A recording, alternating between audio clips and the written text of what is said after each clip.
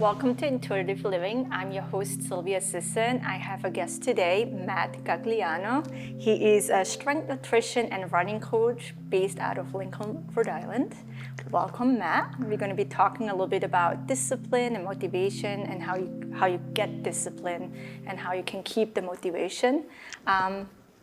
Welcome, Matt. Welcome back. Thank you for having me back. I'm looking forward to our chat, and it's always nice to see you. Very nice having you back. Yes. So let's go into, obviously with health and like mental health, fitness, on a personal level, I feel like discipline is the number one energy to have in order to stick with anything we do. Yeah, this is quite timely, right? We're February 14th here when we're filming, and so we're about 6 weeks out of New Year's, where so many people are making resolutions and commitments to change, and what we so often see is people fail. Right. And why is that, right? Is it because their goals aren't aligned with what the actual reality of their life is? So it's a good talk, I think, to have around this time to really focus people back on what's important. I like that a lot. I do find people make resolutions, and then when they don't see immediate results, that's when it gets kind of tough for them. They want that magic overnight. Well, hence, we live in a culture, I think, in a society of wanting everything now, and we kind of lose sight of the fact that we're humans, right? We're human beings that, the biggest thing that we could do is work on ourselves, right? And that has so many dividends that we can pay to other people around us when we start working on ourselves, and whether that's 10 minutes a day or 30 minutes a day, an hour a day. I feel like people don't want to put that time and effort into it because the payoff isn't immediate, and it's long-term, right? And it's ever evolving. The journey, right? We call fitness a journey in a lot of ways. And that's why you see people using diet pills and steroids, and whether it's in the performance aspect or the weight loss aspect, diets, quote unquote, to get the quick results. And yes, we do want to see some results when we start any program, because that's going to feed this is working, this is heading in the right direction. But the expectations of what those results are, I think, are disjointed from reality in a lot of cases. Absolutely. Now, how would you advise anyone starting off their health journey or health practice, how to start it off? Like, how would you... So how to develop some discipline. A plan that's actually doable. Yep. So I think there's a lot of different ways. Right? I don't think there's one answer to this, one size fits all type of thing. I do think it starts with goal setting. There's no question. And what does that mean for some people versus others? Are they outcome related goals? For example, I want to lose 20 pounds. Versus the goal might be, hey, I want to make sure I can walk every day for 30 minutes. That action, that behavior is really what's going to lead to the result. No different than, say, we'll take money. I want to retire at age 65. Well, you do the math calculations. How much do you need to invest? And this is why taking money out of your paycheck and into an IRA is such a nice thing, because it takes you out of making that that withdrawal and going online and investing that money. It's already done for you. So you got to have the discipline to invest X amount of dollars per month or per paycheck, and eventually get to your goal. So that behavior is really what's driving the results. Does that make sense? So goal setting is such a huge aspect to this. And realistic goal setting, behavior-based goal setting is definitely much more important in terms of the outcomes that we get. So I would start there. Then there's other ways that we can develop self-discipline. I love James Clear. He wrote a book called Atomic Habits. And in that book, he describes working on your identity. And how many people, can't see themselves in the person that they want to be. So he gives a great example, if I can remember, early on, about quitting smoking. And one person's offered a cigarette, and he says, no, I'm trying to quit. Versus another person who's trying to quit, offered a cigarette, and he says, I'm not a smoker. So he's relating his identity of not a smoker to his habit that he's trying to so it's a different way of, I guess, solving that problem of developing, for me as a runner, I'm a marathon runner. And there's certain days when I don't feel like running, right? You're a runner, you understand it completely. We are human, right? Yes, We're not absolutely. robots and we're not these autotrons. There's stresses, there's feelings, there's thoughts, there's emotion that goes into all this. So, Oh, absolutely. running a marathon, you can't fake it, right? So you got to show up, and those days when the motivation might be a little bit lower, you gotta Still have to show up. you gotta identify as a runner. What is a runner do now? Well, he gets his run in regardless. It might be a shorter run that day, but that action is leading to the next day, Yes. and then leading to the next day. Absolutely. That has also to do with self-study. You have to study yourself. If you know yourself, you'll be able to put that into anywhere into your life, right? Yeah, you hit right on it, Sylvia. Right. I love self-improvement. Yes. It's one of the great aspects of the human experience that we all go through, is that we can work on ourselves. We can get our next generation of children and grandchildren in a better place by working on ourselves, right? If we impact 10 people, I think the stat was we meet about 10,000 people in our lives. Yep. If we can impact 100 of those people, It's already a ripple 1%. impact. You're right. Think about how much they impact others, right? So we can Right. literally change the world by changing ourselves. Yeah. And to kind of piggyback on your point, it does start with self-awareness. Absolutely. So many people in the weight loss realm, they eat mindlessly, or they eat out of boredom. Yes, They don't even realize yes. they're doing it. Yes. And so for me, I really try to, for example, have people journal their food I love that. intake, not so much to criticize what they're doing or to say, but it really makes them self-aware. And the first question I ask all the time is, what'd you glean from writing down certain things? Right. And there's so much insight into that, into awareness of what's going on in your behaviors on a day-to-day basis. I love that. I did a few years back, I did a fast. I did like a Okay. 24-hour fast. And I love to eat, I love to snack. That's my downfall. And I remember being on that fast and coming out of that fast. And I said to myself, I had so much time on my hands because I'm not actually snacking. What am I doing? Amazing.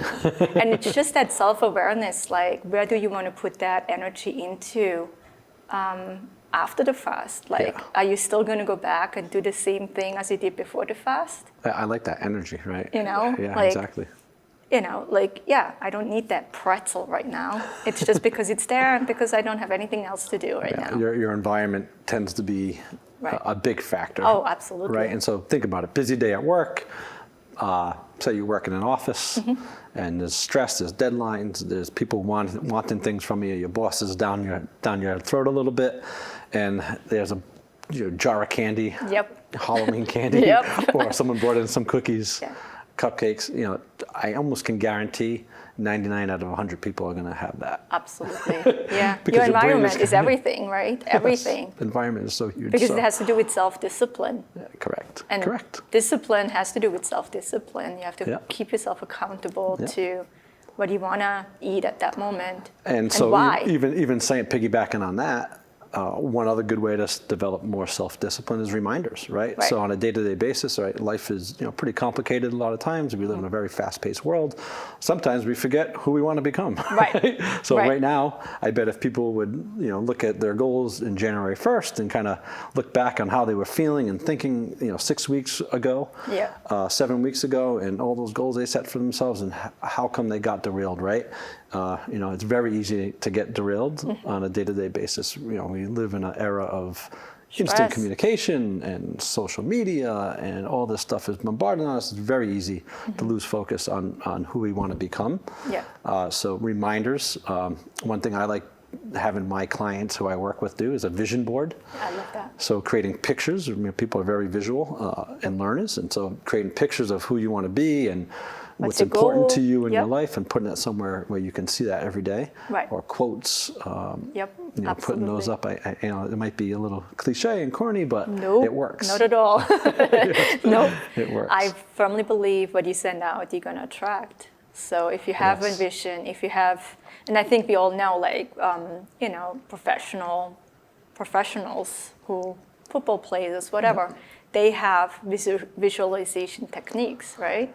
Yeah. So as you know, I also teach golf. So golf is a great example of visualization techniques and visualizing your swing under pressure, right? Making a certain putt under pressure, right? So that using sports as an analogy is great because, but let's not use sports. Let's use work. And so you have a difficult conversation that you need to have with a client or a coworker.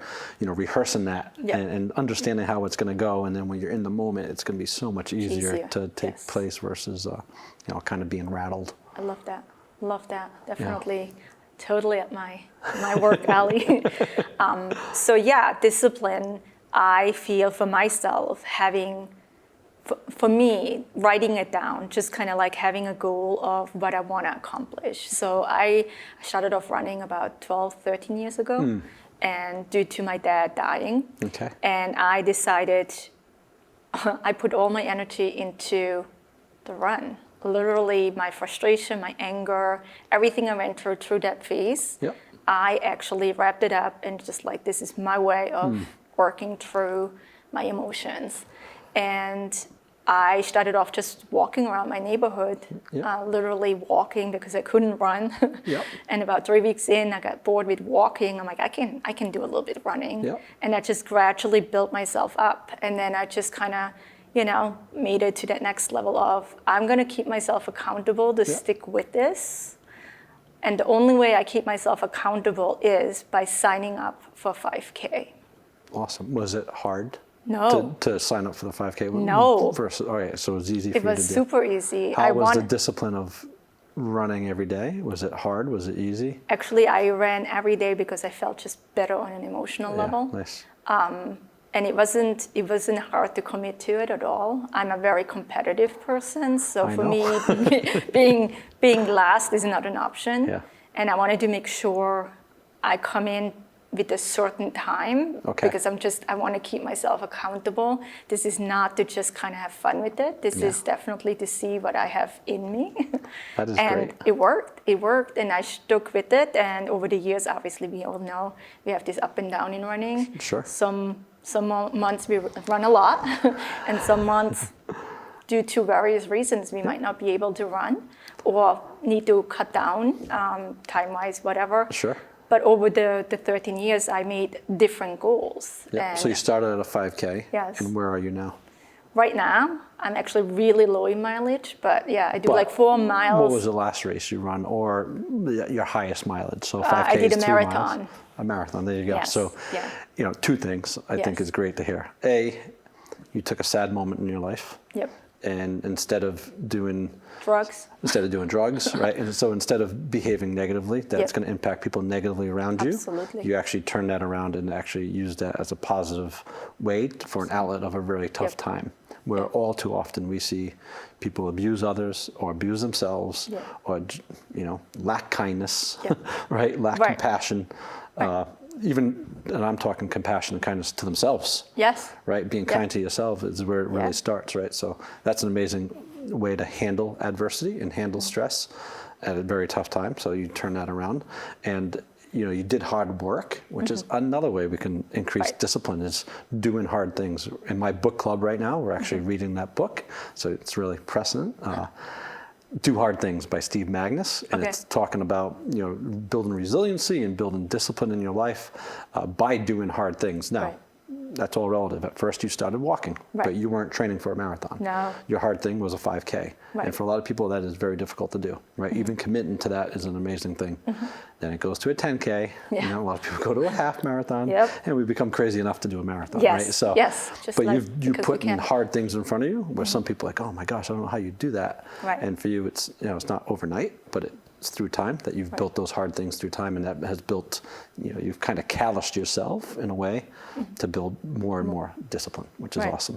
I knew for myself if I stuck or didn't actually turn to running, it would actually turn into much more chaos for me, such as needing medication for depression, anxiety, whatever. And I realized every time I ran, I felt like a different person. I'm happier, I'm more balanced. I feel great about myself. I feel the same way. Right? And that gives me the permission to do so. Even on days like today, I did 4 miles on the treadmill, the most boring thing ever. And I didn't think I would do it today because I got up a little bit later than I normally would, and just kind of like that day. Yeah. And been on that treadmill, and I'm like, you know what? I'm gonna knock it off until I have 4 miles down, because I want to make sure like I'm gonna be disciplined to myself, despite of having an off day or a day that's not quite my normal routine. Doesn't give me the permission to quit. I think that's great. And so if anyone's out there that has seen a runner walking around their house Yes. right at the end of their run, they're trying to get their final mileage in. So Yes. they're not going to stop at 3.99. They Nope. got to get to 4. Gonna make so sure. that is discipline Yes. in action at the best way to do it. And the other thing I want to bring up too is, with marketing and there's so much noise out there with what friends are doing and what this guy is doing, and intermittent fasting, for example, in the diet world, or keto dieting in the dieting world, or P90X, which was an exercise program. Yes. I think people have lost sight of just really figuring out the basics. Yes. So, for example, if you're trying to lose weight and you're very inactive, there's nothing wrong with going out for a 15-minute walk every day. Working on your sleep habits. Yes. We try to do these crazy things that we haven't even got the fundamentals and the basics down of what we need. Hydration, right? And vegetables in our diet, right? That we want to do those instant results quick, and we're looking for shortcuts quick. But I think it's going to be a yo-yo effect.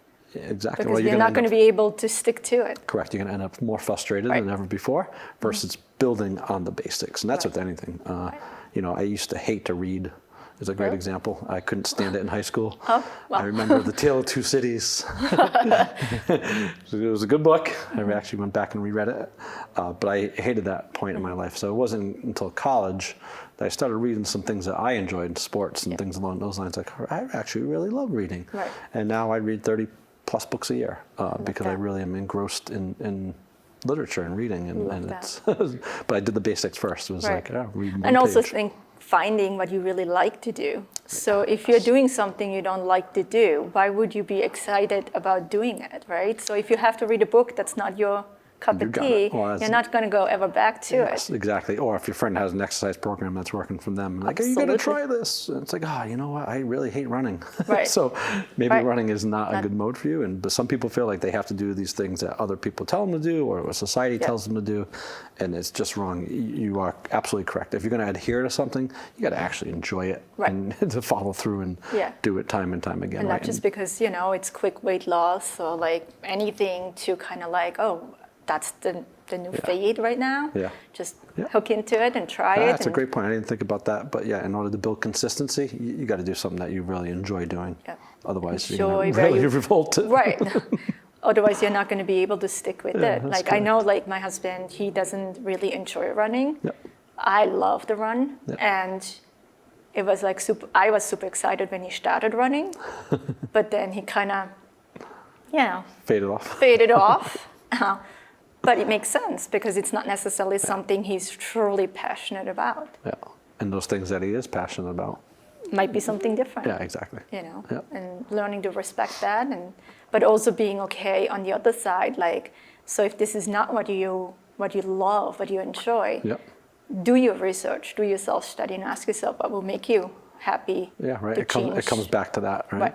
Because everything starts with us, right? Yeah. Within us. 100%. And that's where discipline is. Discipline is an act of self-improvement. And I think self-love. Yeah, and self-love, compassion, like we talked about. Compassion about yourself. Kindness. Yes, because you're being a better person if you stick to something and hold yourself accountable. And we're lacking kindness.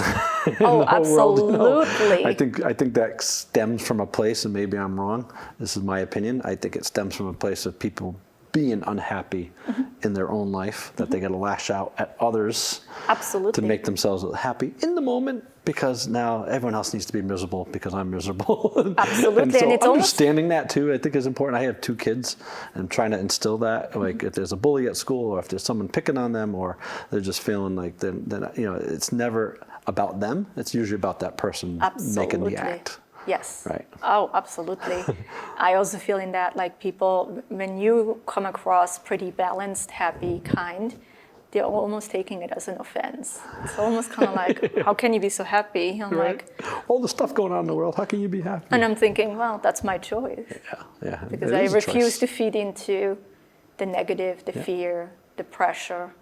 Yep. I make my own choices, and you have that choice too. Yeah. You choose not to go there. You said fear. I think that's a great word. When people, you can see it, when people come from a place of fear or insecurity. Absolutely. It's, They go you can, into. you can sniff it out, and it's, you gotta do you. I'm a big believer Oh, absolutely. in doing you and being okay with that as well. Yeah. No matter what it is, and whether it's in Absolutely. business or your work life or your That goes back to discipline, because you have to be disciplined enough to show up for yourself. That's right. In a Can't fake it. positive way. yeah, 100%. You know? I mean, it's okay not to be okay, but it's not okay to stay in there, letting it define you. 100%. And I actually had this talk with a woman this morning at my gym, where we were talking about, which is why I think having a trainer is awesome, because you have to show up, right? You know, you're having a bad day, it doesn't matter. You got an appointment, someone's waiting for you, and the more that you do that. But I feel like human motivation and focus and accountability even. Through the year, we kind of do this. We have these ebbs and flows, right? Everyone deals with this, especially with motivation. Yeah. You got the peaks and valleys, I call it, right? And so my job, I feel, as a coach or a trainer, is to really be accepting that people are going to have valleys. I have valleys. We're all human. We all live this human experience, right? There's no one who doesn't have this. This is common for 7 billion people, right? Absolutely. So how can you shorten those valleys where they're not as detrimental? Absolutely. And that's when you see people really gain weight. Is things I hear is, or there was a death in the family, or went through this terrible medical issue, or a bad breakup, whatever, you name it. And then, for the last 2 years, COVID was a great excuse kind of for a lot of people to say, hey, I haven't done anything for the last 2 or 3 years, and now I'm in this point, right? So that valley was 2 or 3 years of neglecting their health, neglecting their well-being, and that has ripple effects in the quality of work they do and the relationships they hold, mental health, absolutely. So I'm pretty passionate about, as a coach, lessening the amount of valleys people have in their lives. Same here.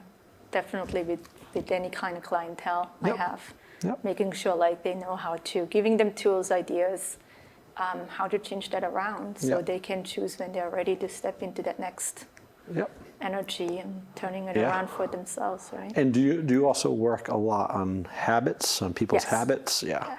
Yeah, because most people who come see me, they're not really happy. Obviously, they're not going to come because they're in a perfect space. Sure. They come, they do need tools, and giving them ideas how to turn that around. And I always say, like, the best thing you can do in the morning is that gratitude practice, checking in what you do have, not what you're concentrating on what you don't have. Yes. And doing like a little bit of setting intentions for yourself. What do you want to accomplish today? Yeah. How do you want to show up today? That is great. I'm glad you mentioned that, because that was something I worked on myself last year. One of my goals, one of my habit goals. Every year I kind of set a new one and I build on it. The habit of a gratitude journal, which I never did. So last January I started, and the goal was 3 out of 7 days. It was like a really low bar I kind of set myself, but I wound up doing almost every day of the year, and I still do. But the habit that I have is I place my gratitude journal on top of my laptop, and I do not open my laptop until I do my gratitude journal. I love that. And I do that every single morning. And this year I had some business changes that happened, so it was pretty stressful. And it really helped me have perspective on really what's important. And the challenges I had were actually pretty minimal compared to the reality of the situation that other people are dealing with. So I'm glad you mentioned that, because I do it every morning. I take about 5 to 10 minutes in the morning before I get out of bed, because I tend to, I believe for myself, because of my own experience, as soon as I get out of bed, I'm going to be a mom, business owner, daughter, wife, and there's going to be less time to really kind of like consciously tap into what I need. So if I do it in bed, it's kind of like, this is my time. I claim it. So is that more of a meditative practice that you do? It goes, I have like, it depends on how I feel. So I do a quiet moment of gratitude, and then I do maybe a chakra balancing, aligning my energy, And then I do any kind of intention setting for the day. Like, Nice. what do I want for today? Yep. How do I want to show up? Yep. My goals. That's great. Like a little bit of, depending on how I feel. And I do see a difference if I don't do it. I feel more scattered, less optimistic, Yep. a little bit more like frazzled about things. Yeah, a little more anxious. Right. But I do feel when I do that, it centers me and it gives me just kind of like that positive start into the day. Yeah. And that does not mean I don't have any issues throughout the day. Sure. It's not taking away from that, but how I handle it makes it the difference. And that's how you choose to start your day, right? Yeah. And so, like, I definitely, to build discipline, another good tip would be to meditate. Yes. And personally, that's something I've tried and I've done very inconsistently through the years. Yep. But there's no question when I do it, I feel better. Yeah. It changes your physiology. I work with my clients a lot doing deep breathing, diaphragmatic breathing, Love that. to reset their physiology. Yep. And so, yeah, just I mean, because I'm a that's- trainer and a coach doesn't mean I don't struggle as well with behaviors and habits. Right. Because I have a lot of demands. Yeah. And so that is an area I want to improve, but that's a great Way of. meditation is a great way to build that absolutely. self-discipline because you truly, to Me your too. point, feel settled Absolutely. and focused. I always love when people talk about meditation because there's so many different ways of meditating. I struggle to sit still. That's just my mind just like goes like crazy. But I found when I run, that's my meditation. And I do a lot of mantras while I'm running. That keeps me just going because I'm not focusing on the mileage or my body. I might check in with my body and then I check in, is this really serious? Do I need to stop because Yes. it's a serious issue, or is it just because my mind wants to Yep. make it more than what it is? I guess I do meditate because on my long runs, I But- kind of get this, and that's why I do like marathons yes. and long runs. Is you kind of get your brain into a place where It's a very Shift. calming place. Yeah. People, I think, who don't run long distance, they'll never understand what we are talking about. They're like, why would you do that? yeah, But it's definitely like I did a lot of short, like 5Ks, and I found them very challenging for me because there's so much energy that needs to go in for such a short period of time. Yeah. Where I feel like with the long runs, I start off and I can just stay and sustain and keep it in that space. I'm kind of in that same Yeah. mode. If Yeah. I'm doing a short, I haven't done a 5K in a while. Yeah. But I know when I do them, I try to run for speed. So I'm trying Yes. I'm trying to get a quicker pace. A lot of effort, right, goes into that. Right. Whereas, my long runs, I walk 0.05 miles every mile I do. So Yep. I do 0.95, Yep. and I walk for 0.5, kind of regain, Right. and then get back on it. And yeah, it feels Yep. like the time goes by And really quickly. it's just, again, it's accountability and discipline at that point, Yeah, right? getting back to the discipline. That's- Absolutely. I think in the end, everything we do has to do with discipline. Just where you want to focus your discipline on. Yep. Yep. You know, Yeah, I yeah. think all those things are absolutely. And I always feel like if you have one area in your life where you're very disciplined, you can definitely try spreading that in other areas of your life. Yeah. Because it shouldn't just be in one, it should be actually throughout your life. That should be balanced. That's a really good point right there, right? And so I saw something recently from a runner, and he said, "Do you run to not have that tough conversation? Do you run to get away from that relationship? Absolutely. Do you run to do X, Y, and Z, which you're not dealing with in your life?" So Right. And so the discipline towards running. I mean, we can use a million examples.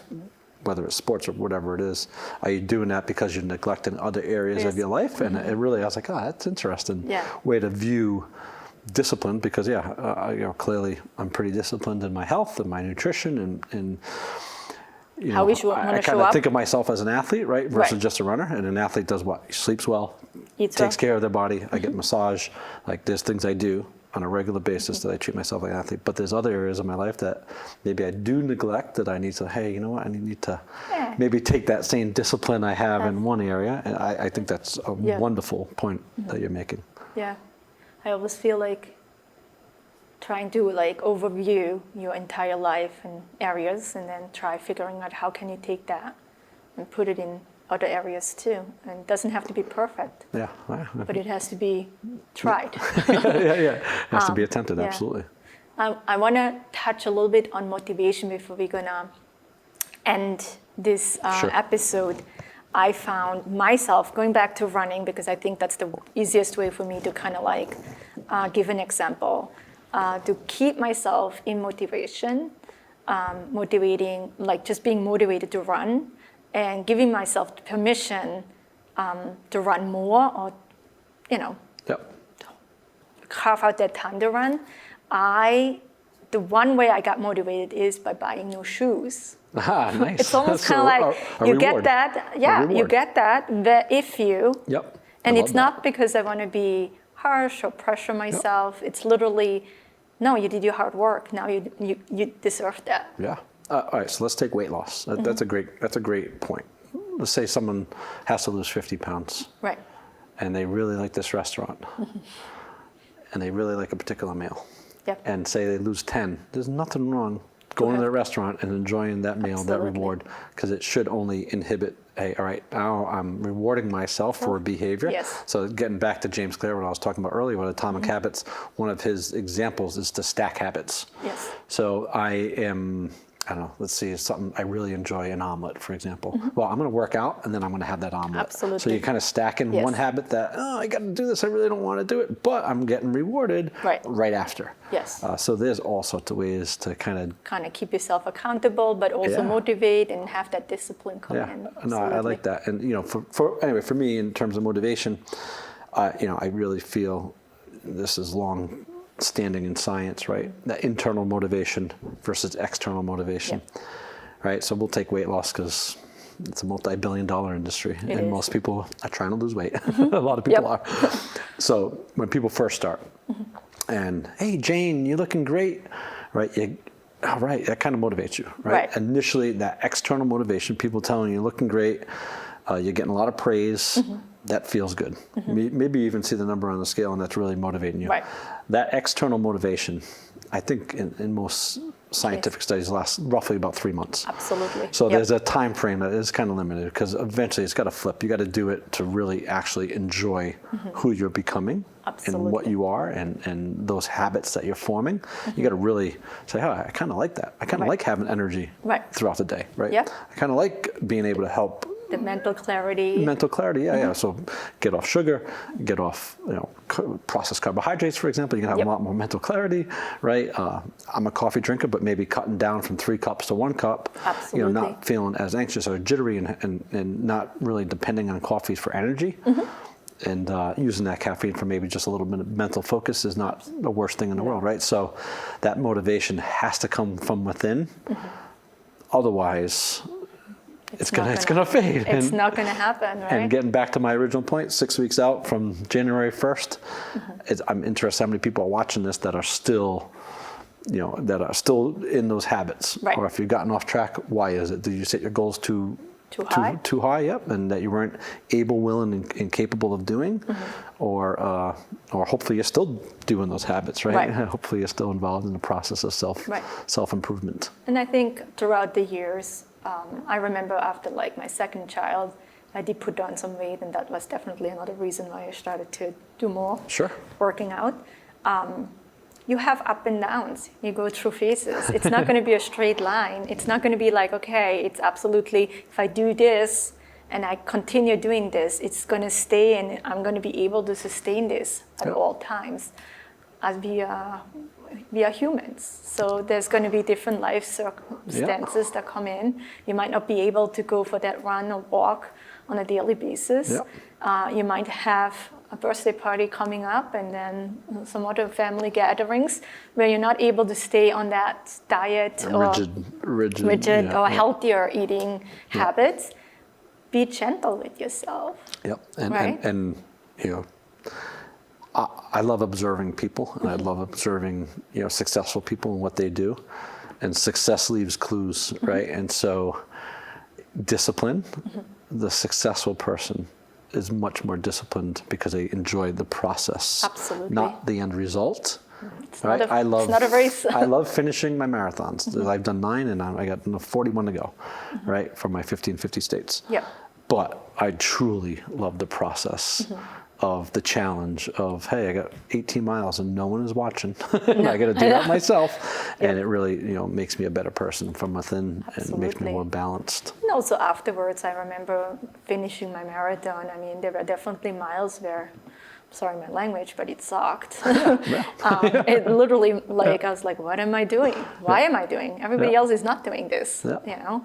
But afterwards, there's a sense of, I did this, and I did it on my own. There was no outside sources. It was me, because my mental state pushed me through to finish this right now. And I love that, because no one gets out of life without challenges, right? We all have a ton of obstacles that we have to face, regardless if you try to avoid them or not. You have obstacles you have to face. So I love the fact that, like, you said you embrace the suck. Yeah. It's like, I got to embrace this. This is going to be tough. Yeah.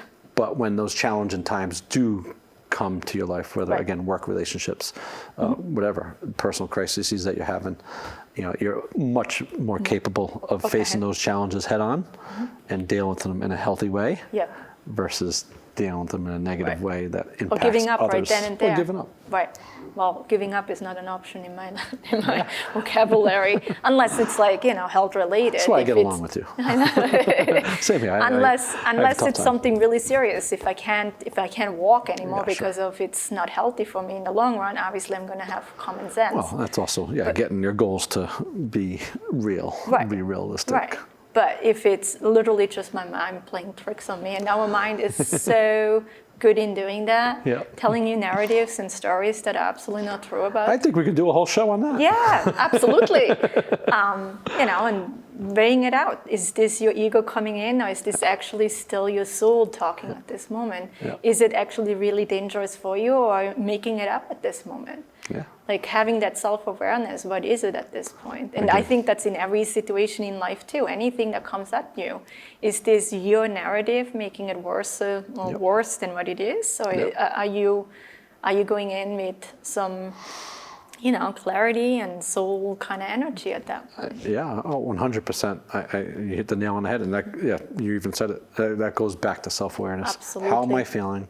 Why am I feeling this way? What are my thoughts preceding this, right? So a cigarette smoker might be not even realizing they're smoking, they just do it. But what precedes that? Is there some anxiety? Right? Is there... What am I covering up right now so I can handle life at this moment? And again, so many people are just unconscious, especially with eating. So many people mindlessly eat and at a habit. And it's like, what do I really need that bag of chips right now? Right.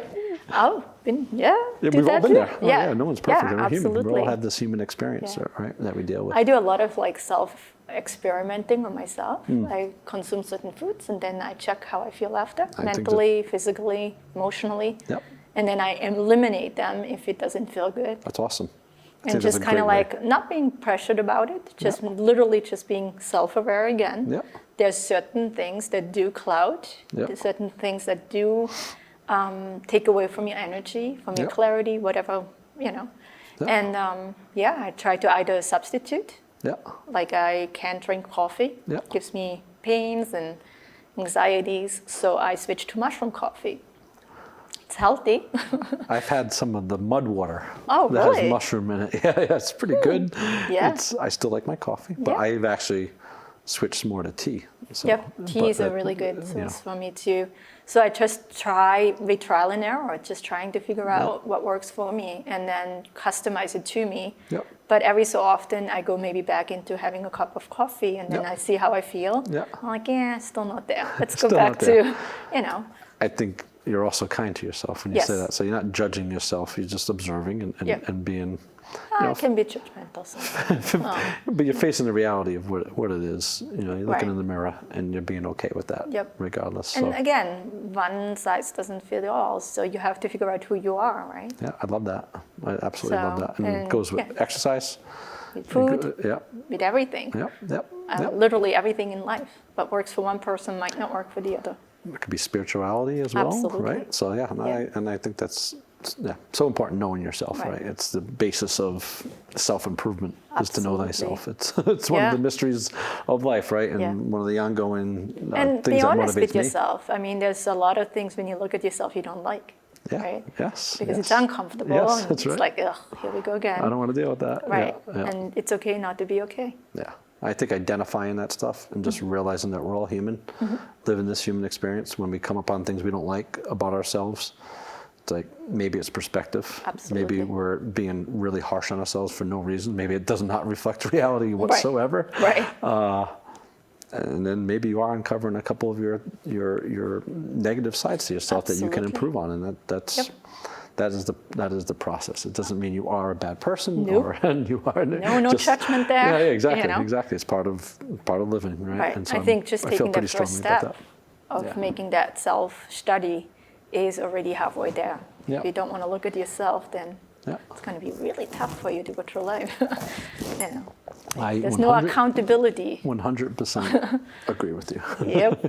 So if clients or viewers would Yeah. like to connect with you, how can they connect with you? Yeah, easy way you can get in touch with me is Matt at The Stronger Runner. The Stronger Runner. TheStrongerRunner.com. Okay, perfect. All right. This was a pleasure. I really It's always a enjoyed pleasure. Look forward to coming chatting. back. Yes, let's do it again. We can work on the mind next time. Yes, I would love that. I would love that. Thank you so much. All right, thank you, Silvia. If you have any questions in regards to today's episode, feel free to connect with me. My website is silviasisson.com. Thank you for watching. Until next time.